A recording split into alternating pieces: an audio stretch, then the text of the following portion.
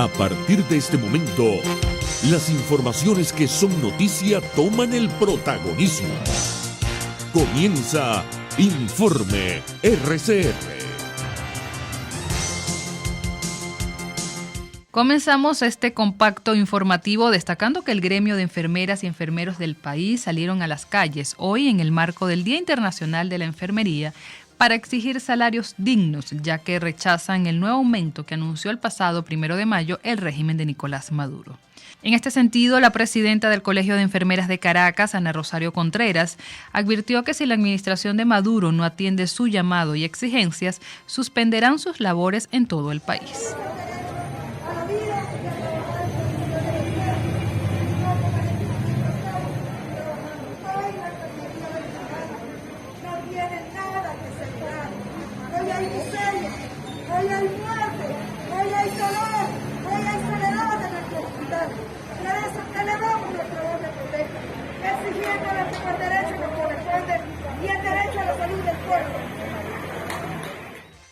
En otras informaciones, el Consejo Nacional Electoral anunció que en sesión extraordinaria de la Junta Directiva acordó realizar elecciones conjuntas regionales y municipales.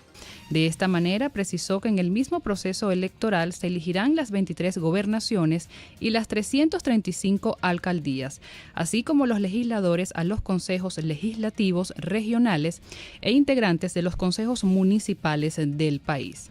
Mediante una rueda de prensa realizada en la sede del ente electoral en Caracas, el presidente del CNE, Pedro Calzadilla, destacó que la decisión se tomó una vez analizada la viabilidad del proceso electoral conjunto.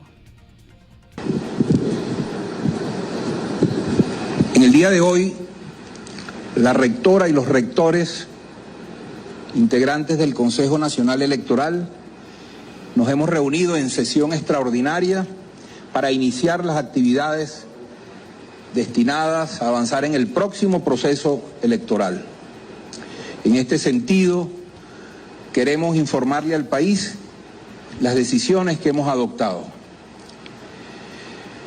Primero, quisiéramos anunciarle al país que una vez conocida su viabilidad técnica, hemos acordado la realización de elecciones conjuntas, regionales y municipales. De esta manera, se elegirán en la misma fecha gobernadores, alcaldes, legisladores, a los consejos legislativos y también los concejales. Por su parte, el presidente interino Juan Guaidó propuso un plan de acuerdo de salvación nacional como salida para el rescate de la democracia en Venezuela. Mediante un video difundido en las redes sociales, Guaidó señaló que no cualquier acuerdo o negociación que mantenga el mismo panorama político es factible.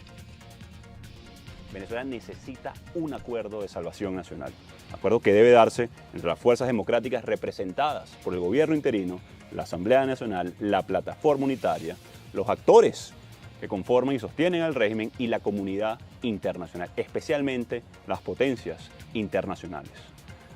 Planteamos un acuerdo nacional que incluya, para lograr este objetivo de salvar a Venezuela, la convocatoria de un cronograma de elecciones libres y justas, la presidencial, parlamentarias, regionales y municipales con observación y respaldo internacional, la entrada masiva de ayuda humanitaria y vacunas contra el COVID, garantías democráticas para todos los actores, todos, las fuerzas democráticas por un lado y el chavismo también, con mecanismos para la reinstitucionalización de Venezuela, la liberación de todos los presos políticos, el regreso de los exiliados y justicia transicional, el compromiso de la comunidad internacional para lograr esta recuperación y ofrecer incentivos al régimen, incluyendo el levantamiento progresivo de sanciones, condicionado, por supuesto, al cumplimiento de estos objetivos fundamentales del acuerdo.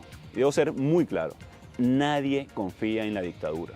Y esto solo será posible si contamos con mayor presión tanto nacional como internacional.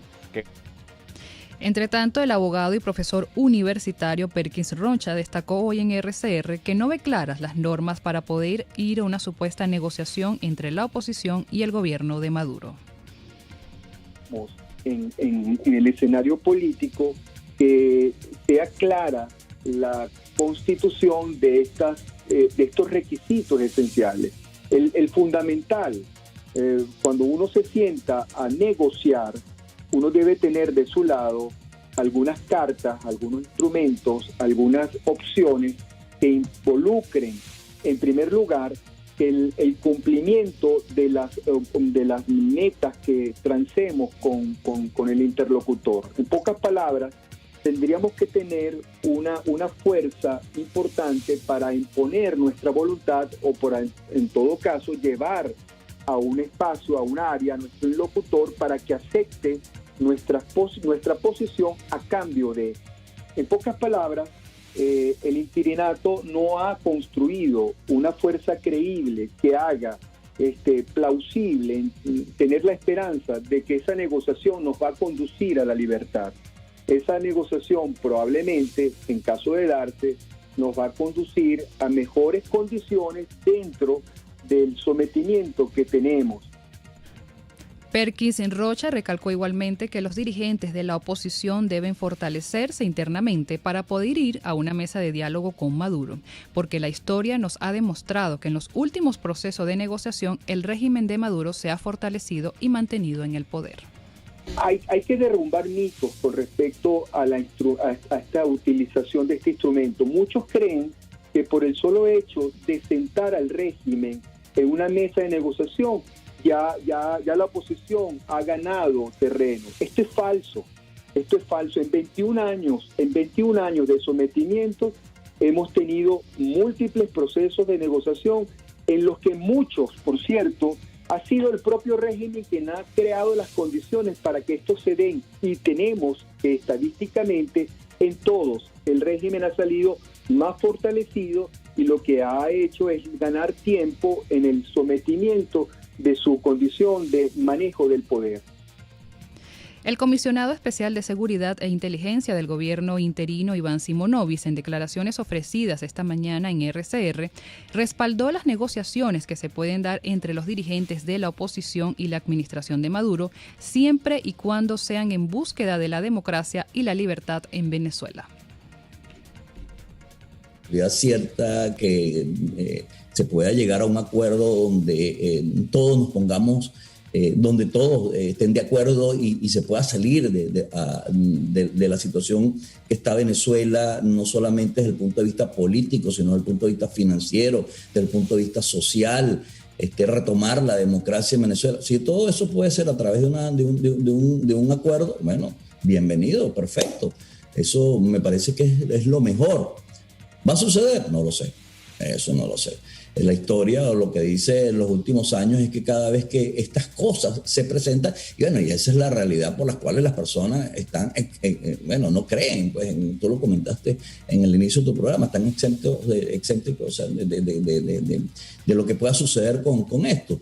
Yo les deseo mucha suerte, de verdad. Yo pienso que el éxito de esas negociaciones es el triunfo de lo que se ha estado buscando, que es el retorno a la democracia, y si eso es así, bienvenido, porque eso es lo que necesita mi país, eso es lo que necesitamos todos los venezolanos.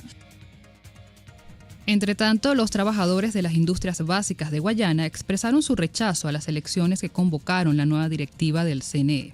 En este sentido, el sindicalista Rubén González reiteró que los empleados del Estado Bolívar no están de acuerdo con el nuevo Consejo Nacional Electoral y exhortó a la oposición a no caer en la trampa del régimen.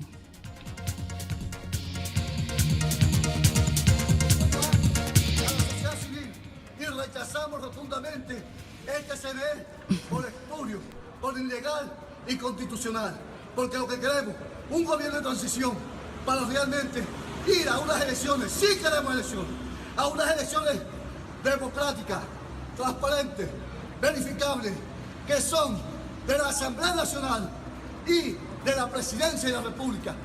Esa es la que debemos de impulsar con toda la fuerza para que pueda venir a nuestra patria Venezuela el Estado de Derecho. En otras noticias tenemos que el Tribunal Supremo de Justicia informó este martes que solicitó a España la extradición del opositor Leopoldo López, quien abandonó el país a finales de octubre de forma clandestina a través de la frontera con Colombia.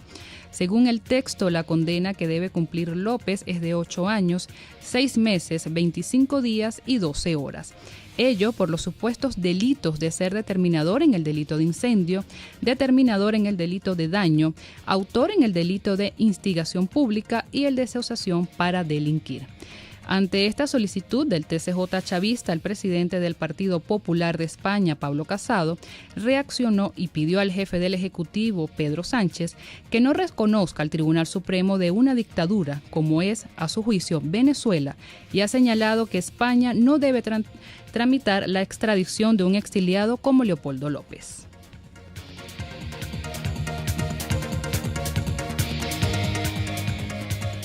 En materia de salud, tenemos que la vicepresidenta del régimen chavista, Delcy Rodríguez, anunció que en las últimas 24 horas se detectó en Venezuela un total de 954 nuevos contagios de COVID-19 y 16 fallecidos.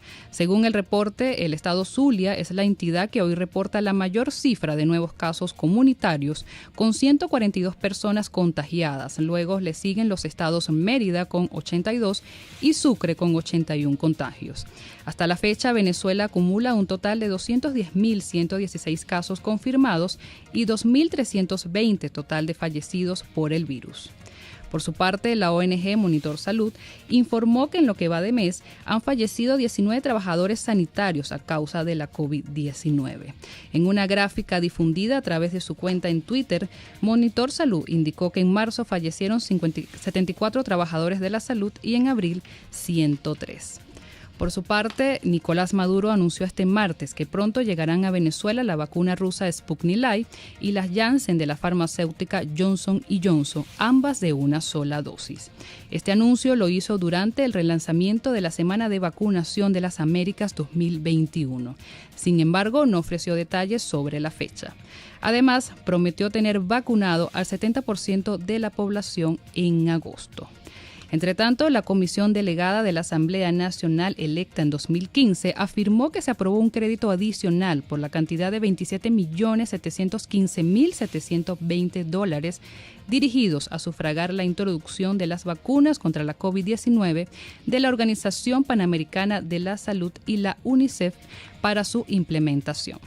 En este sentido, la diputada y médico Dinora Figuera reiteró el llamado a la administración de Maduro a que se presente un plan de vacunación donde la prioridad sean los trabajadores de la salud y los adultos mayores. Asimismo, la parlamentaria reiteró el llamado a la comunidad internacional a que se preste atención a la crisis sanitaria que vive Venezuela y que sea atendida en materia de vacunación anti-COVID.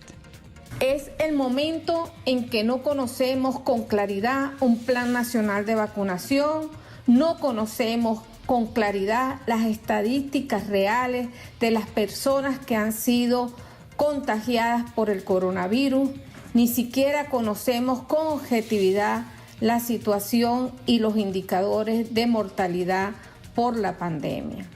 Es a esta situación que diferentes representantes de la vida pública nacional, como son las academias, Médicos Unidos de Venezuela, los representantes de los diferentes gremios de salud en Venezuela, que han llamado a la atención para que definitivamente el pueblo de Venezuela esté inmunizado por las diferentes vacunas proporcionadas para esta situación. En materia económica, tenemos que el presidente de la Unión Agrícola y Ganadera de los Andes, Antonio Escalona, alertó que 1.236 productores de los estados Lara, Táchira, Mérida, Trujillo, Barinas y Zulia agotaron sus reservas de combustible y paralizaron sus tractores, dejando de transportar el 90% de las hortalizas, verduras, carne de bovino, cerdo, pollo, huevos y cereales que se consumen en Venezuela. Escalona afirmó que el 10% de los rubros que logran llegar a los anaqueles, mercados mayoritarios o a cielo abierto de los estados son encarecidos porque los agricultores y pecuarios adquieren el gasoil en el mercado negro, pagando por cada litro entre $1 y $5. Les estamos presentando Informe RCR, el compacto informativo de esta hora, solo por RCR 750 AM.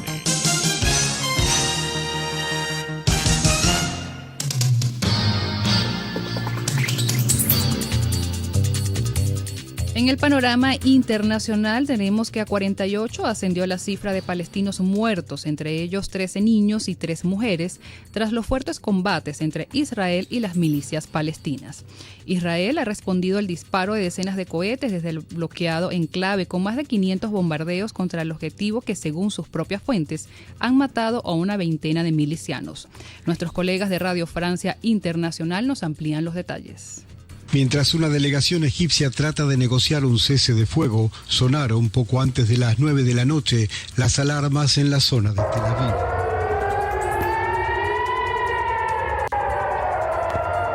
Instantes después, también las explosiones en el aire de los cohetes interceptados.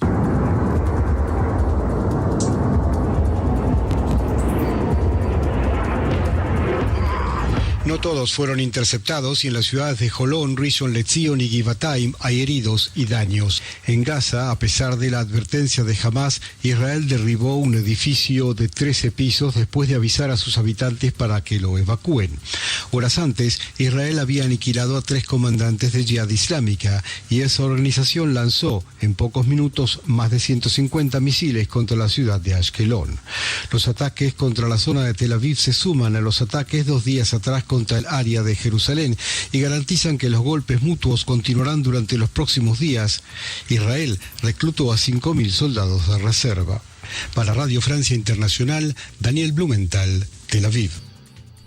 En otras noticias internacionales tenemos que las autoridades colombianas informaron que al menos 42 personas han muerto en el marco de las protestas contra el gobierno que explotaron el 28 de abril y han sido reprimidas violentamente, desatando una condena internacional por los presuntos abusos policiales. Y pasamos a las noticias deportivas, y es que el torneo del Roland Garros, que se celebra entre el 30 de mayo y el 13 de junio, recibirá espectadores de manera gradual y exigirá un certificado sanitario que incluirá test anti-COVID, vacunación o atestado de cura de la enfermedad. Esta edición del Abierto francés tendrá partidos nocturnos a partir del 8 de junio, cuando el toque de queda se prolongará de las 19 a las 23 horas, según detalló la Federación Francesa de Tenis en una rueda de prensa. Así llegamos al final de este compacto informativo meridiano. Los dejamos con más de la programación de su RCR. Hasta aquí este compacto noticioso. Manténgase en nuestra sintonía, porque estaremos informándole de la noticia al momento de producirse. RCR 750 AM.